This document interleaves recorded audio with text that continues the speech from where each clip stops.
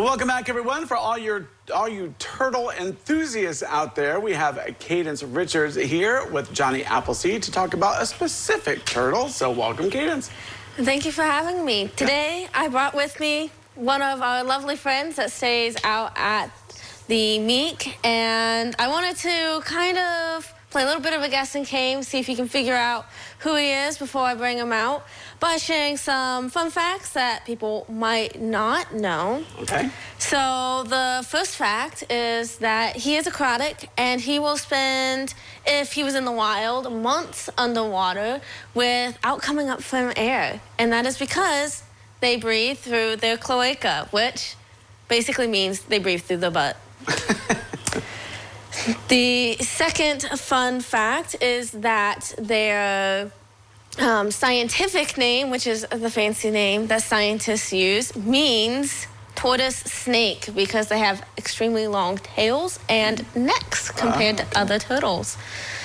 And then finally, even though my friend is known for having a snappy personality, when they are in the water, you've probably shared a swimming space with them before. If you have ever swam, kayak, canoe, done anything in any sort of pond, river, even lakes, and they probably won't bother you because although they have become kind of known for being aggressive, they really aren't all that aggressive. Yeah.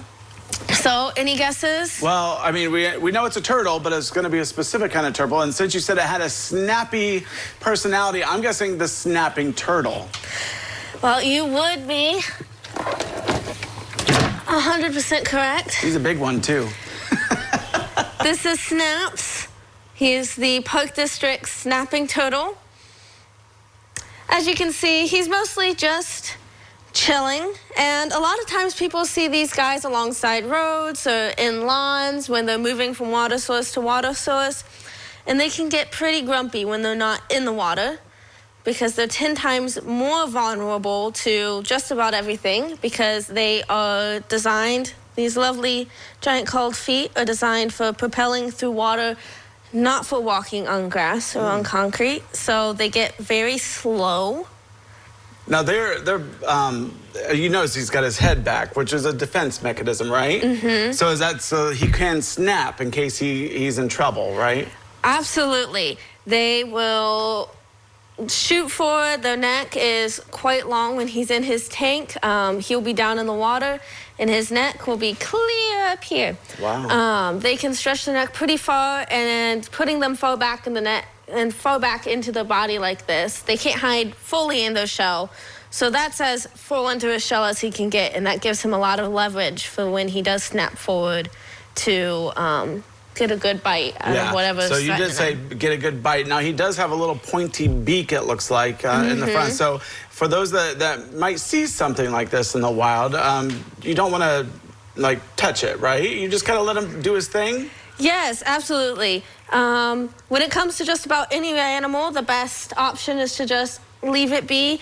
Again, they aren't going to chase after you. They're not aggressive like that. But if you come near it, giant, two-legged, fleshy creatures are kind of scary to, even though he's a big turtle, a small turtle like this. Yeah, yeah. So, especially when they're already scared because land isn't their preferred place. Exactly. Now, what do these turtles eat? He eats just about anything that will fit into his mouth. He gets pellets at the Meek, but they also will eat lettuce and aquatic plants. And then when they're in the wild, they'll eat crayfish and fish and anything else that moves and swims by them. They do not have the best vision, and so that movement is what triggers them to snap. So they will just about eat anything that moves in front of them. Yeah, well, he's a beautiful creature, and, you know, thank you so much for bringing him in and showing him off today. So he wants to get back in that water, I think. I think he does. Okay, so thank you so much for coming out. I really appreciate it. Yeah. All right, well, don't go away because we have more when we return.